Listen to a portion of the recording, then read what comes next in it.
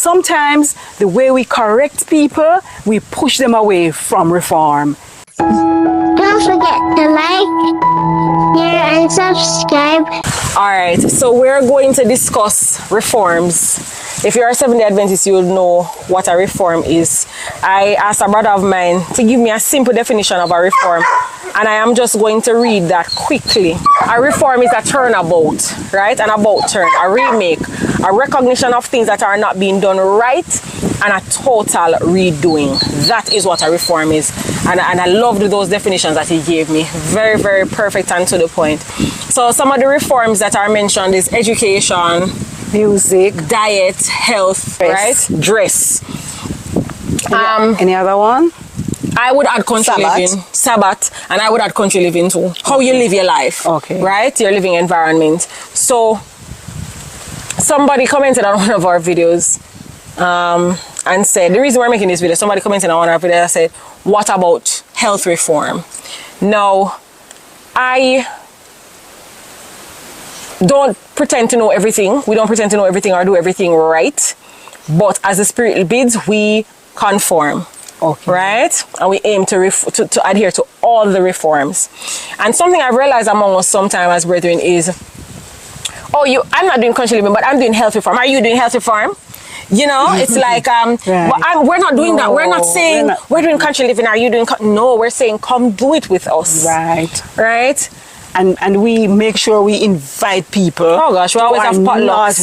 Who are not doing country living to come. Seventh-day Adventists who are not, yes, right? to come. Because we want them to be a part of it. We are not showing off anything, but we want us all to be on. We are on a journey, and we want you to be on this journey with us. So why are the reforms important?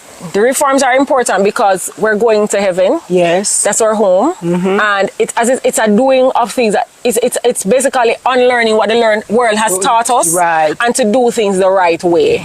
So let me talk about dress.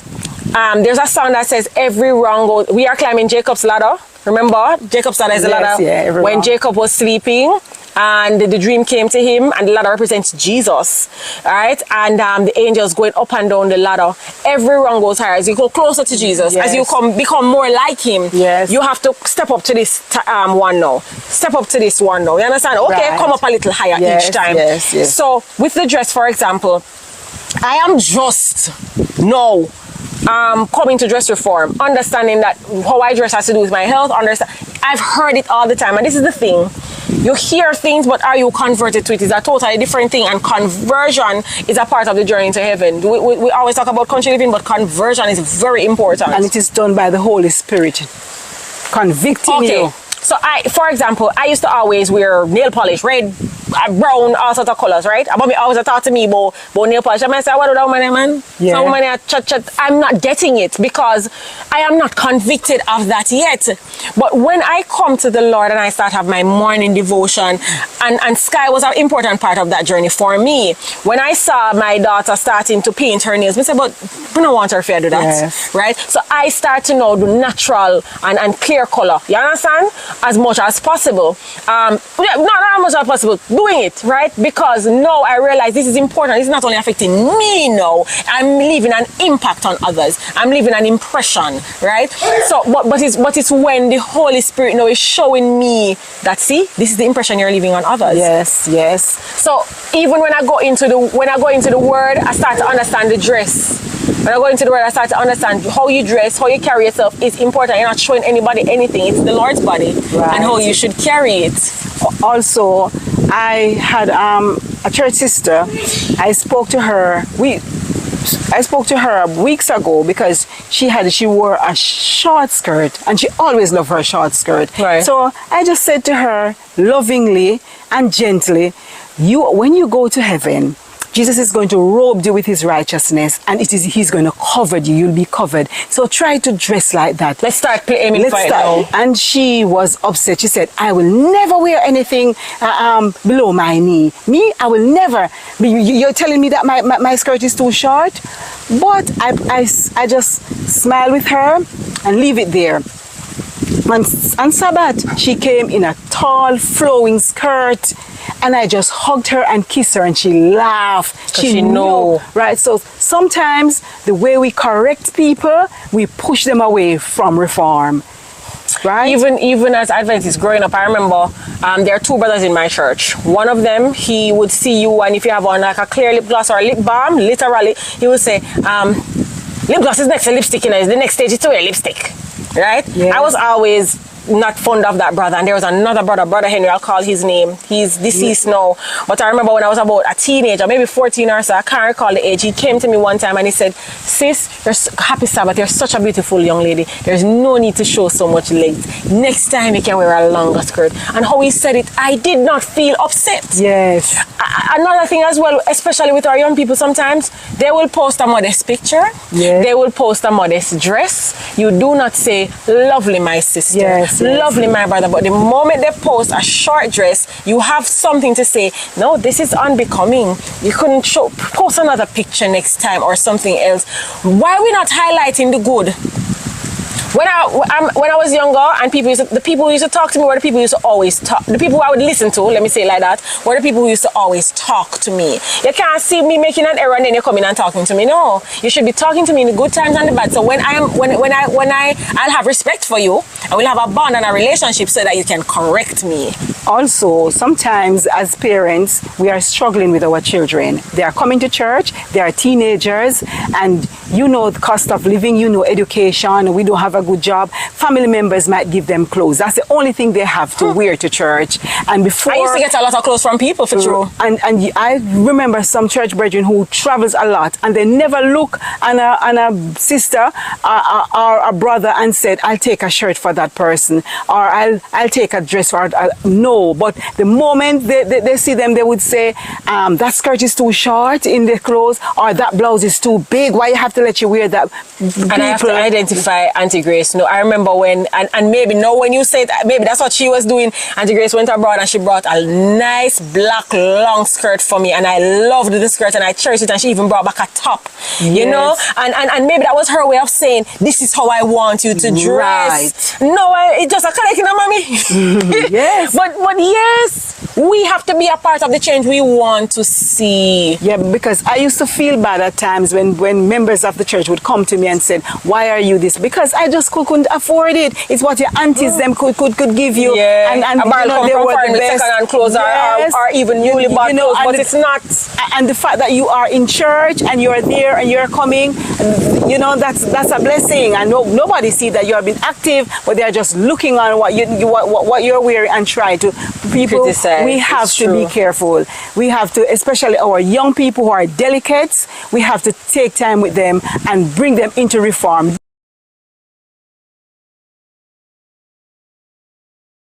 In love as Jesus would have done it. Yes. He would have pity in his eyes. Yes. He would be so gentle. Tears in his eyes sometimes. Tears in his eyes and pity on his face for us. So let us use Jesus' method to reform others. I'm going to read this. This is something that Ellen G. White said.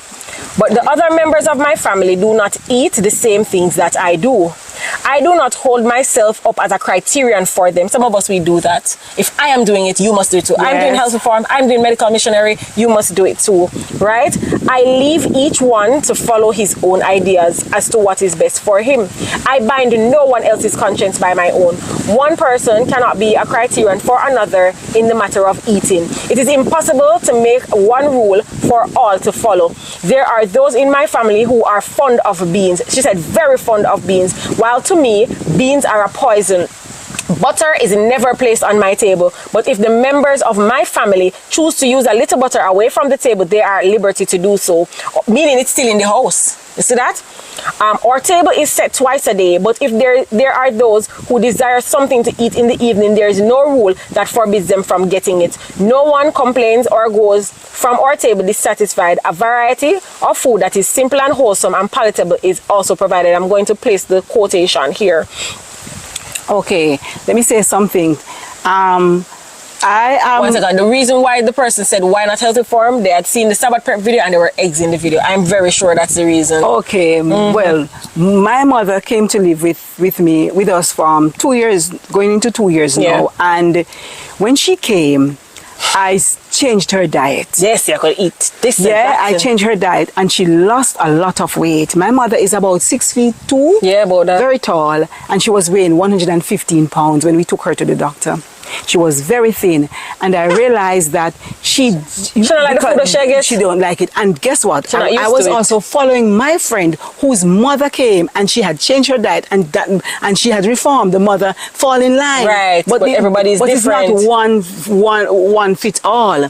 You understand? It's not one fit all. My mother didn't like it, and so we have to give her things that she used to. Yeah, she gets her chicken, she gets her egg, she gets her fish, right?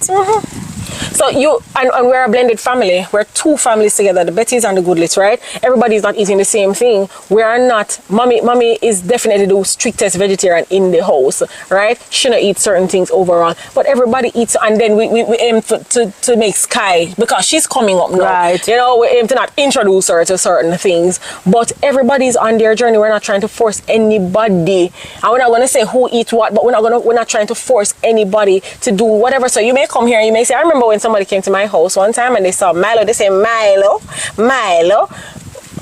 We are aiming, as a family, we are aiming for holistic reform. Yeah. We know we have to get back to Eden. Yeah. We won't be able to buy and sell very soon. So most of the things that the world provide, we have to buy them. Yeah. We would have to buy the fish. And the fish, you know, it's very harmful to your body. But even the tofu and the chunks and the mince, where you going to buy that from? You're not going to get them, right? You're not going to get chicken, right?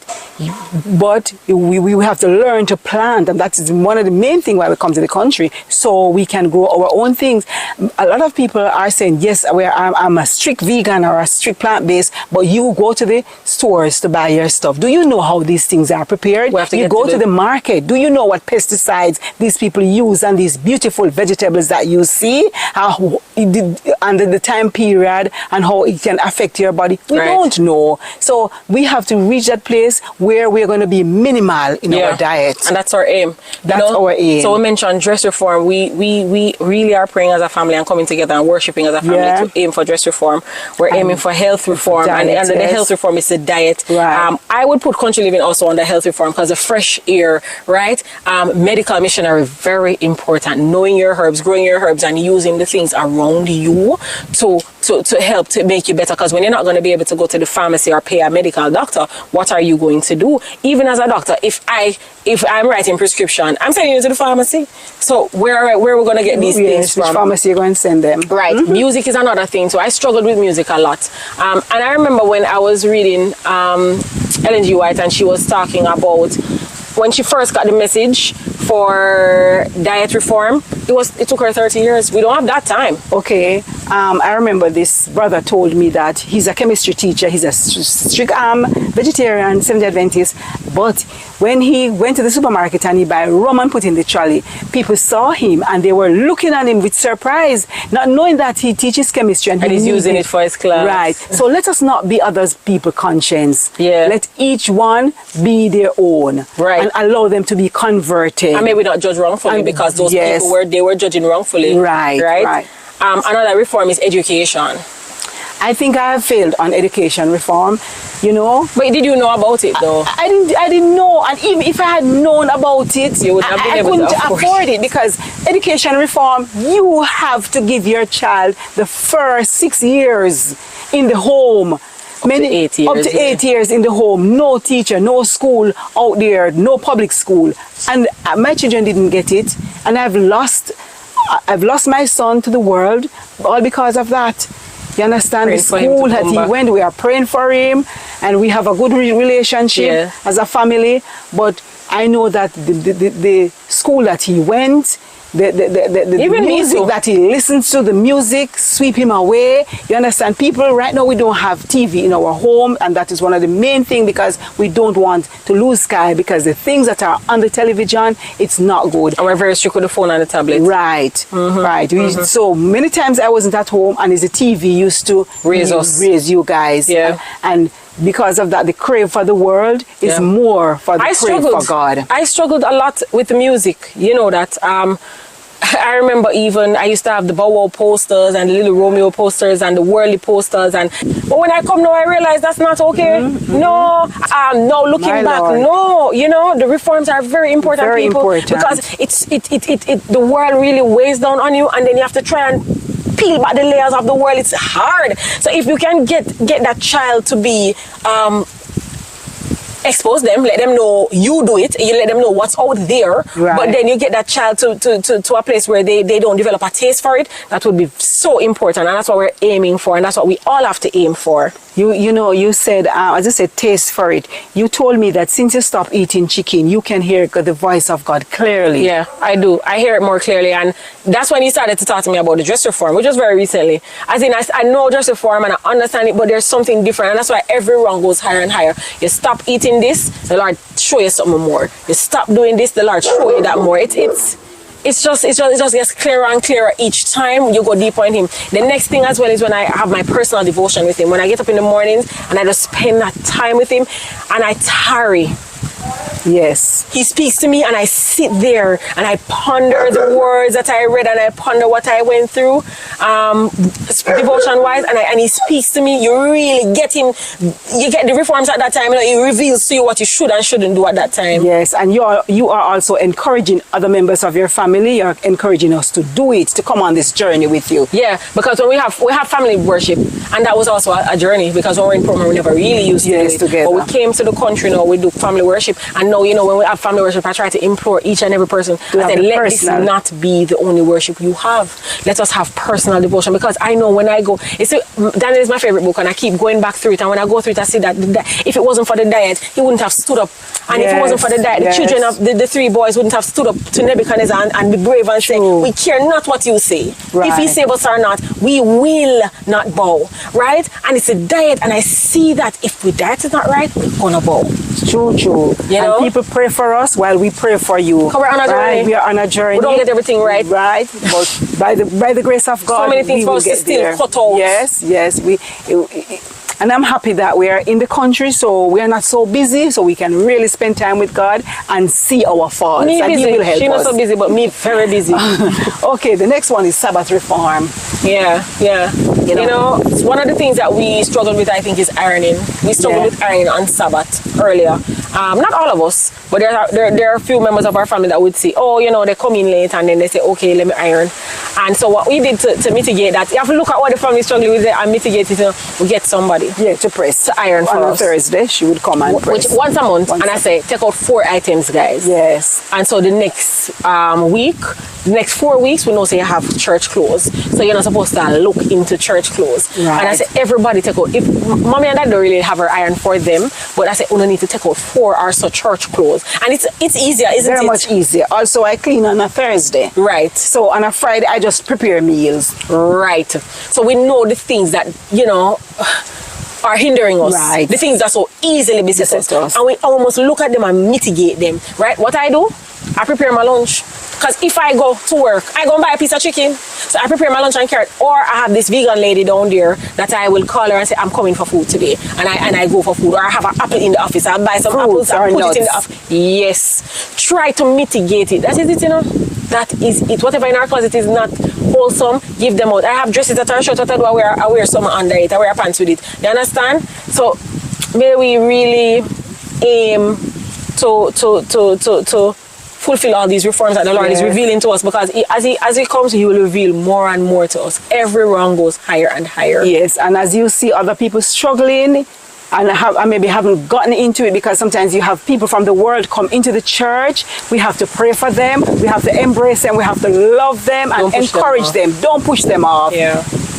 And let them get on this journey also. So this is our view of the reforms. I read the quote. I think it's very appropriate to say everybody's at their own stage. Everybody is coming up. We don't have a lot of time though. So we have to really pray each other up and fight. Encourage. Fight together.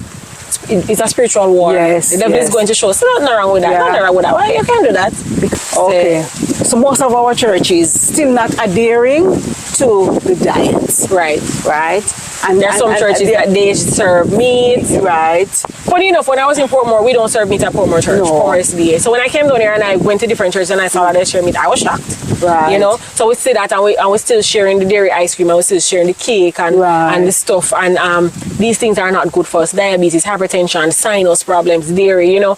And we don't go and say, don't serve this, don't serve that. No. You know, we pray and we ask the Lord to do His thing. And you say, whenever you eat that. When they bring it to you, you said, I'm sorry, but I don't partake. And they ask you that. why. Yes, I tell them why. Yeah. You understand? Yeah. And we just have to encourage each other along this journey. That is it. So, you can comment below what are your thoughts on the reforms. What are you struggling with? Like I explained that I struggle with the music. I'm finally over the hip hop music. I can tell you people, I struggled with it to the point where I used to go to the gym and I don't even listen to it otherwise, but I go to the gym. The devil just fool me, you know, and say, you need something upbeat to exercise at the gym. And the Lord said, no. Go and listen to one sermon or something, and it has helped me so much. So there are different. We can't. This is an exhaustible topic, inexhaustible. Yes, we cannot exhaust this topic. But we're not going to stay here any longer and discuss it. But we're saying, as it relates to the reforms, pray for us. Yes, pray for you. All right. Have a good one. And as we mentioned the Sabbath and Sabbath reform, if you haven't, or even if you have, you can go back and watch our Sabbath prep video and share with someone. All right. Here it is.